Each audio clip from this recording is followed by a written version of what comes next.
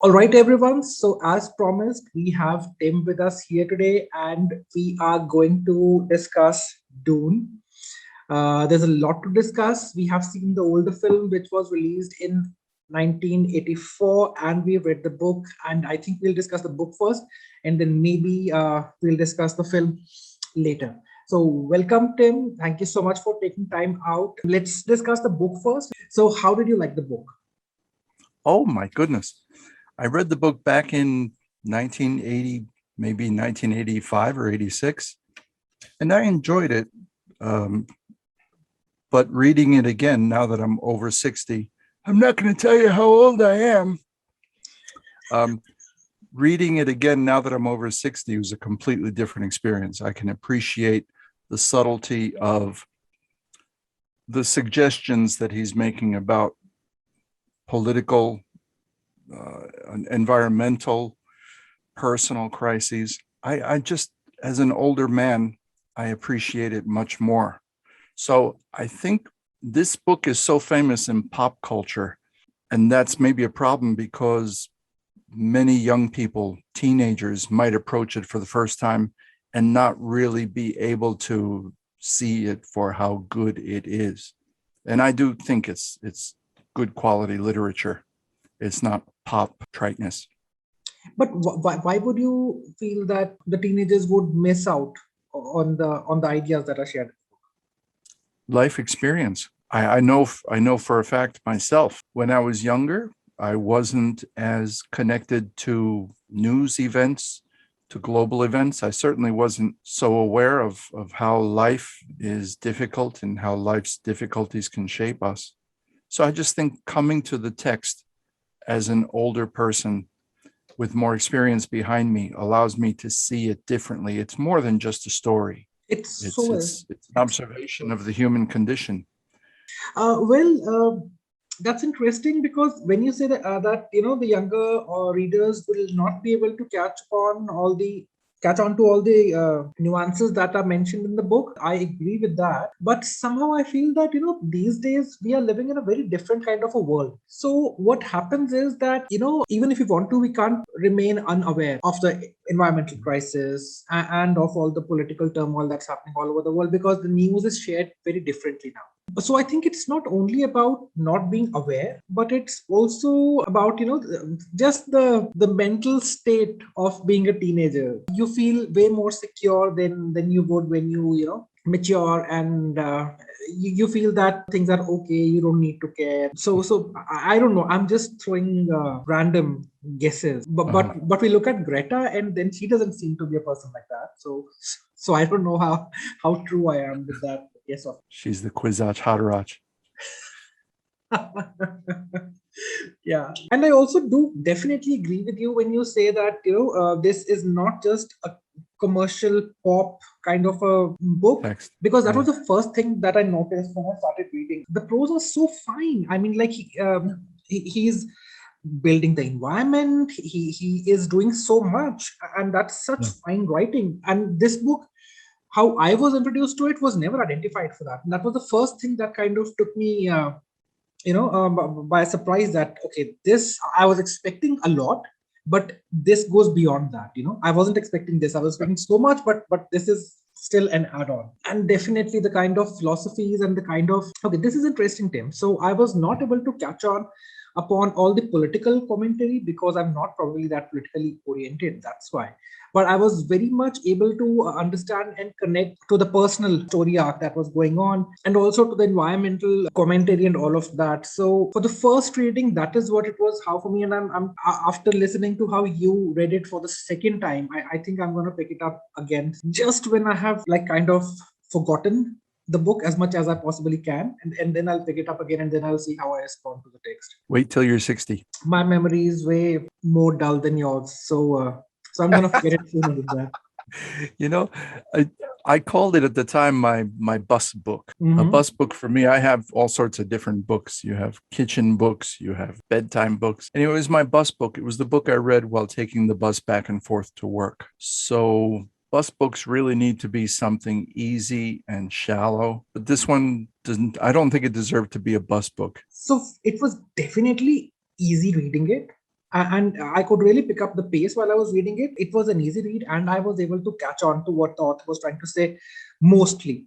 So I think that the credit again goes to the author, that it's so well written and it's Mm. so effortlessly written for that matter. It reads very effortlessly. I'm sure that the author has spent like years and years researching and fleshing everything out. But so you probably can throw more light on this. So there's a lot of philosophy that they talk about in the book, and there's a whole religion that they have developed. So I'm really curious to know what are the sources for that. I could see certain things they were coming up with from Hinduism in terms of that whole Bindu meditation bit. It's definitely from Hinduism and Buddhism and the various meditation techniques and all of that. But there is a lot of other commentary happening all over the book, especially in those snippets which each chapter starts with. Any idea where they were getting those from? No, I didn't even realize it was somehow connected to Hinduism. Oh, so the word Bindu is actually a Hindi word. I was totally drawn by the argument of how Paul changes the idea of the consciousness, and his consciousness came from his mother's training and from the spice. I don't know why that felt so familiar to me, but I think the idea that for Paul, he can see the future, but he can see all the infinite possibilities of the future. Can we connect that directly to the old European debate from the Reformation about the will of God, or what am I looking for? Determinism. Whether or not your future is determined already by God, and if anything you do can change your future. I think I just took this conversation into a direction we shouldn't go, but the center of the book, and it keeps going back and back and back and back to that from the very beginning with Paul's dreams, and every few chapters as Paul's ability, they call it mentat, mentat, that human computer, as he goes beyond the powers of a mentat and becomes a true prophet. It was just so fascinating for me to see how the future diverges, and he never does know what the future will be. It could be this path or this path or this path. And then another thing I found fascinating was when his mother takes the water of life, and her consciousness merges with the consciousness of every previous holy mother who drank the water of life. So she's basically remembering the lives of so many, and I didn't write down the number, but so many generations of her predecessors. Their memories are still in her. So I had that very delightful reaction to see how at that moment of her taking the water of life, her life and Paul's life took different divergences. She had all of those, well, here I wrote it down, but I don't know if you could see this.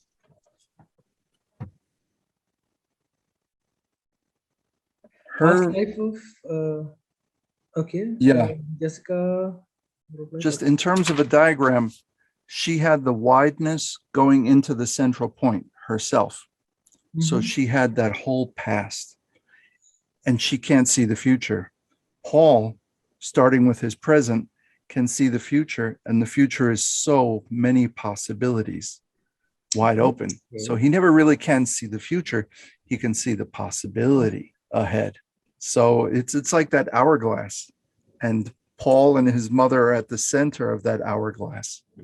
Sorry, that's just how my silly mind works.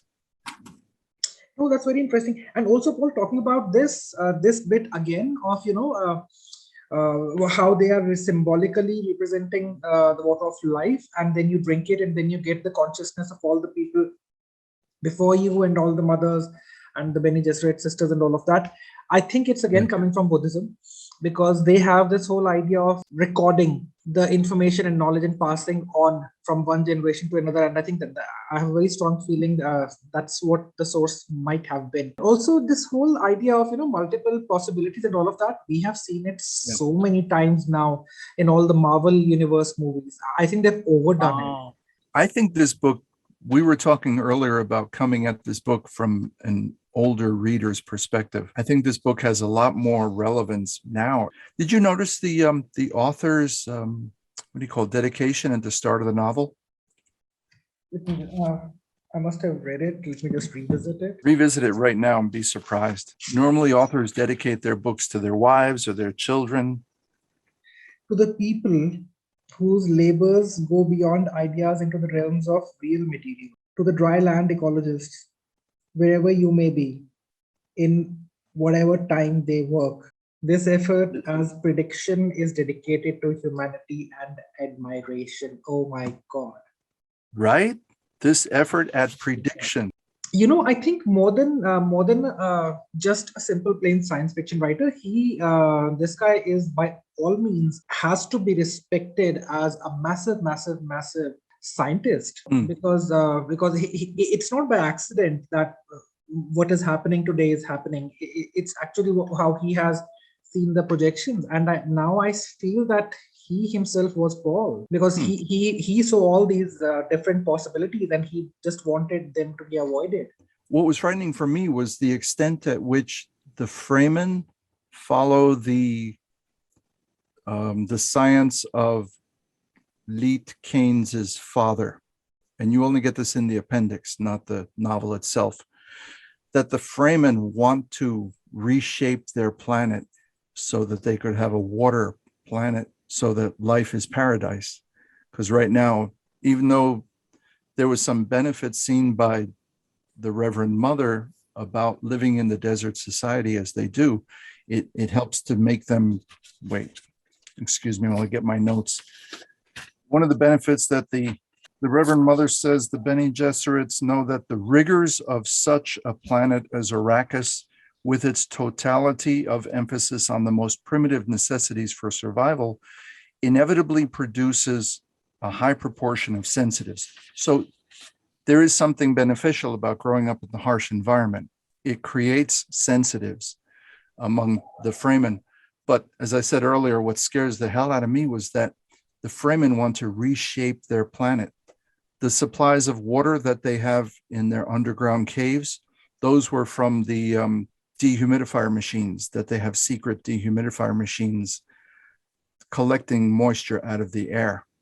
So their underground supplies of water are not natural, they're man-made. I think that was one of the nightmares that's supposed to follow, from what I saw in a synopsis of the coming Dune books, is that something starts killing the worms all start dying. And in the appendix of this book, you'll see the Fremen are experimenting with shaping the environment so that they create a poison zone by planting certain plants and bringing in certain animals. They're trying to create an ecology. And that ecology, when they don't get it right the first time, even the worms will avoid going near that area.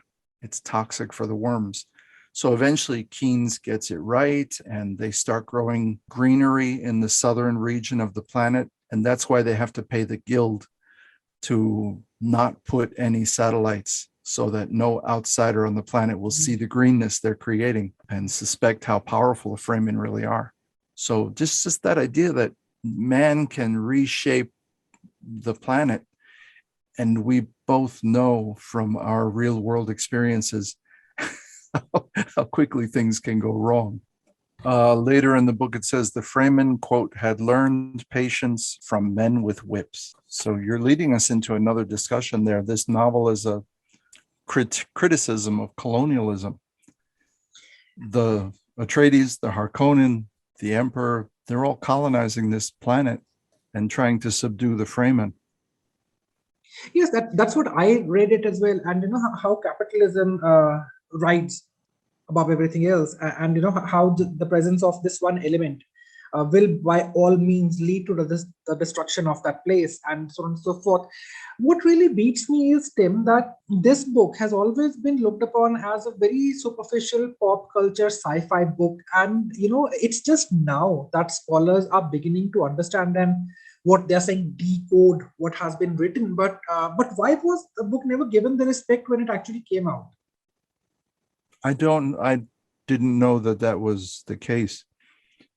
My suspicion is simply that if that is true, I suspect it's just that the book was so popular that it fell into pop culture as a meme of sorts. So, and I think a lot of that had to do with the film. But the film came way back in '84.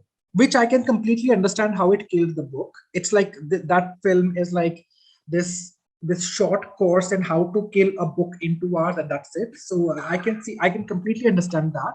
But the book came out in '65, and we had a good run of almost 20 years before Uh-huh. the film came out. So why did that never happen? Because this guy himself was an Maybe ecologist, if I'm not mistaken. I didn't know. Maybe it did. Maybe it did. My suspicion is that something good ends up going into the popular memory as something more flat. Like, for example, I know somebody who on Facebook you can actually see people posting Bene Gesserit memes, quotes from Mother, whatever, the Reverend Mother, and these are left-leaning liberals who are quoting the Bene Gesserits, but the Bene Gesserit was an organization that was almost Nazi-like. So you see, maybe when something good becomes something famous, it starts reaching the territory where people haven't read it since they were teenagers. And if you read it as a teenager, you're really not going to see any of this greater depth. You're just there for the worms, battles, and the knife fights.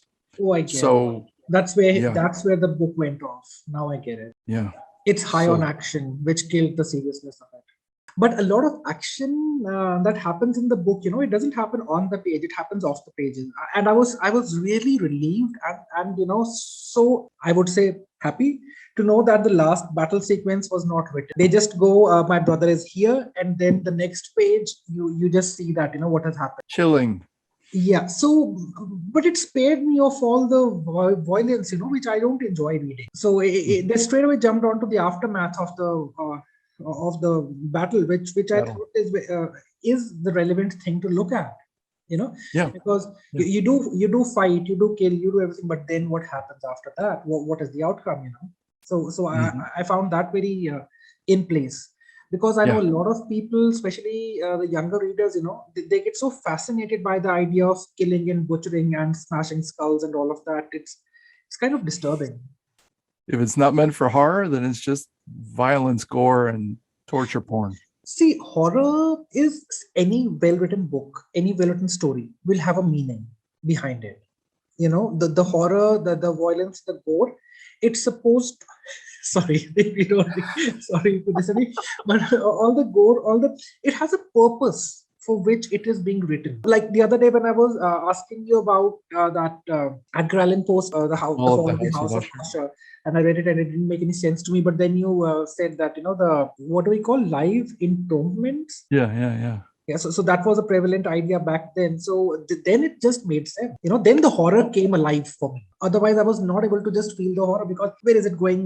Why? What? It didn't make any sense. But so that I think needs to be in a well-written story. The book that I just mentioned, The Dangers of Smoking in Bed, I read one page and it makes me think so much. It's not even funny. And the horror is also real. People are planning to kill other people violently and they go ahead and do that.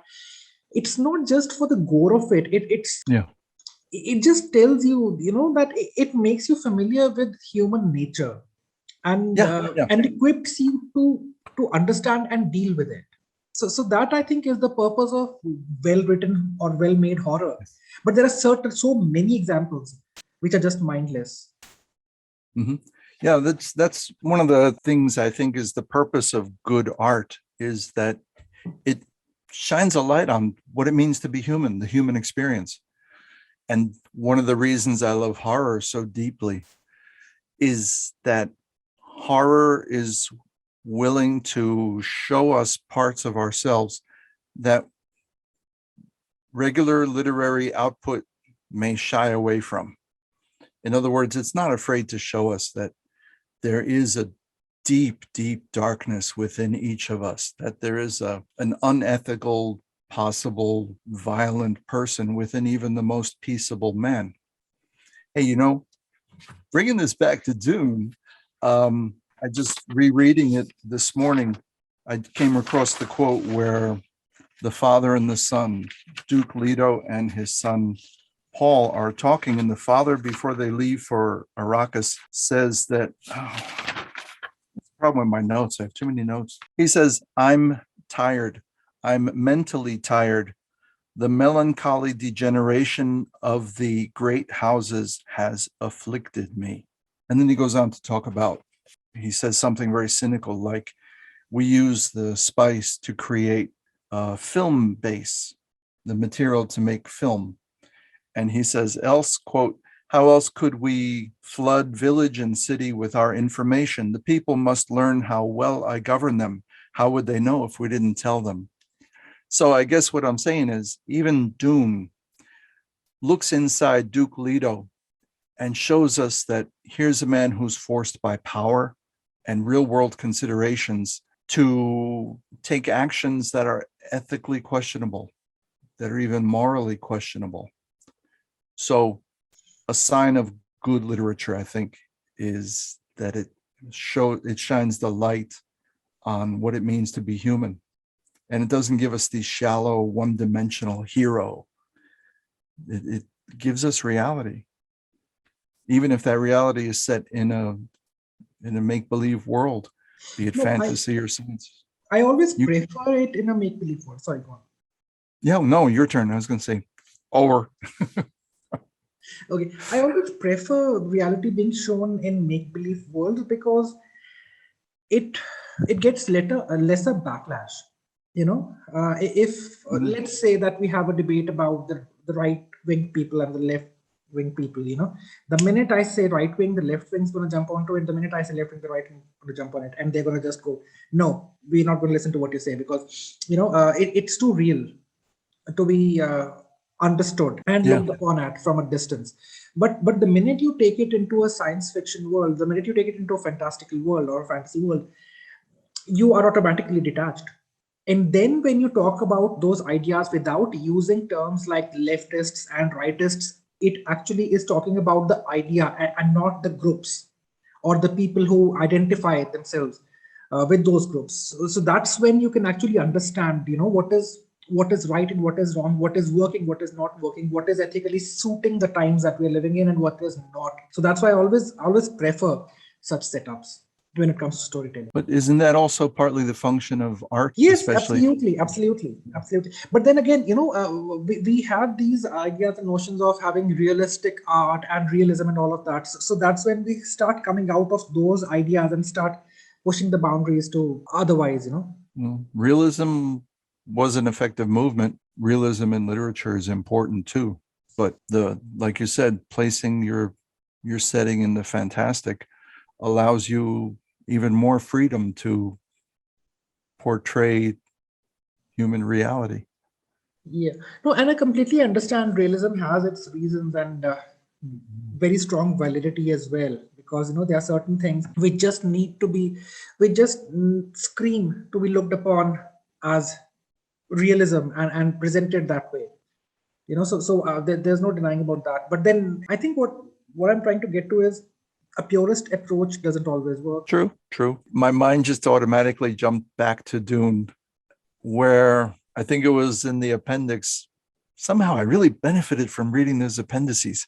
I'm a It was in hardcore the fan of appendix it. where Leet Paul's, forgive me, Leet Keynes's father is preaching to the Fremen about changing their world. And one of the things he says, I can't find it because I need the book. One of the things he says is that life gives rise to life. The greater diversity of life gives rise to the greater diversity of life. Yeah, it's just so But true.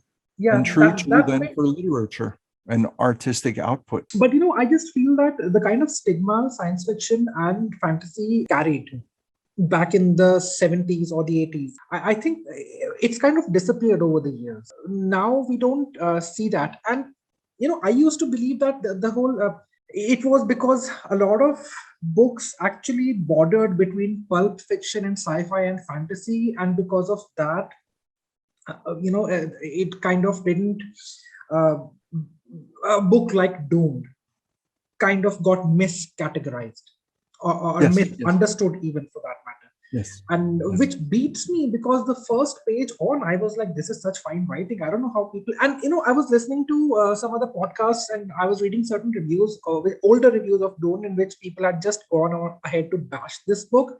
They said the prose was so bad and inferior. There was no sense of perspective or point of view, and the author didn't have any understanding or knowledge of how to write a narrative, or how to develop a perspective, and it was all over the place, and it was just wrong writing. Some people went ahead to say all of that, and I just don't agree with that. As I mentioned in that video that I just posted yesterday, if you pick up any epic, Yeah. when will you find one person's perspective in that? And the whole definition of epic is it has to be multi-generational, multi ethnicities, all mingled together and coming up with this whole mesh, which actually is infinite, because even the Giant most history. developed epics have very intentionally left many, many, many stories unconcluded, because they Yeah. wanted the future generations to just weave on their own myths.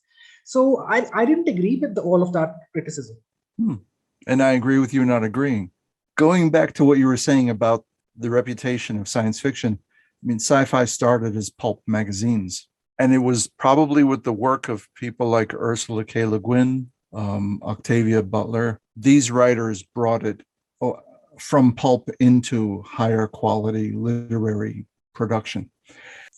Although throughout Dune, and that's one of the key points of Dune about the history that preceded this novel. The Bene Gesserit mother tells Paul, once men turned their thinking over to machines, but that only permitted other men with machines to enslave them. The Great Revolt forced human minds to develop. Schools were started to train human talents. And the two schools that she mentions, the first is the Guild, which she says emphasizes pure mathematics, and the other school is the Bene Gesserit, which emphasizes, Paul says, politics. And she says, you're a wise young man. What she says, it's more to focus on the need, quote, the need of a thread of continuity in human affairs. And then the completely frightening thing about the Bene Gesserit, and it opens up very slowly in the novel, is that they're pushing a program of eugenics. This idea that you can breed a better human. Scary, scary, scary. Anywho, human intelligence. And I loved how the book really pulls you in with these things, because it's not just superficial pop sci-fi kind of a treatment. We are talking about something very intense here, and that's why I just slowly grew to be this huge fan of Dune, and I just couldn't stop reading, and that's why I was so excited about this book as long as I was reading it. The way this book talks about the idea of prophecy was something that blew my mind. It was not just a simple prophecy that this will happen, this will happen. No, they were planting it all through, and over hundreds and hundreds of years. And I found that whole presentation so exciting, that they have planned something thousands of years in the future, and Yes. they've set up their systems, and they're slowly going to keep working at it. And when the time comes, when there is no chance of the people who actually planned it of being alive around that time, it will happen. And the machinery has been set so effectively that no one Yeah. can stop it. And now, as Yeah. I talk about this, I again have a feeling this sounds so Buddhist in its approach and execution that maybe the whole idea has come from there again.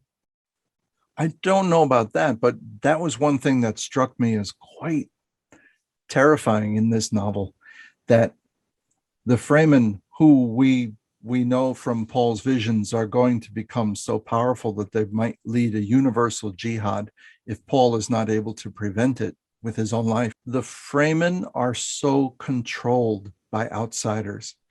It's really an imperial, a colonial story. First, the Bene Gesserit with their missionaries go in there and start them with the religious belief and set up the whole system. And it's done to protect a future Bene Gesserit, like Jessica, who ends up on the planet accidentally. And the second thing was the ecologist. We only see in the narrative Leet Keynes, but in the appendices, it's his father's story. How the ecologist was able to influence the Fremen and get them both technologically stable. They have their own industries. They create the wind machines that dehumidify the air. They go into ecology and botany, shaping their environment so that they can create a water-friendly environment. Just these two ideas are brought into the Fremen society, and the Fremens themselves, like the Jews in the Bible, are exiles. The quote I just read, they were shaped by whips. So the Fremen themselves are not indigenous to Arrakis, but they are exiled to Arrakis, and they have become Arrakis, and yet they're so shaped by outside ideas. And I can't help think about the history of the world and capitalism, communism, Christianity, Islam. It's just outside ideas coming into a nation, and the people of that nation accept it and change, and those ideas change the people. It's something sinister about that. But what thrills me so much is that this one guy, Frank Hebert, he was observing the world. And this is what was going on in his mind. And that's how he just saw everything. And that's how he just, came out and wrote about it. Yeah. So that whole mental activity is something which I really find very thrilling. Okay, Tim, I think we should end our conversation here today because there's so much more to discuss, and I'm going to discuss that again with you very soon. So we'll do that next time. And till then, thank you so much for taking time out. And it was such a wonderful pleasure talking to you. And it was so thrilling to talk about this book. Thank you so much. I just can't say how good it is to talk with you again in this format. Yeah. Thank you so much. We should do more of this. I hope we will. We sure will. Yeah. Ciao. Okay.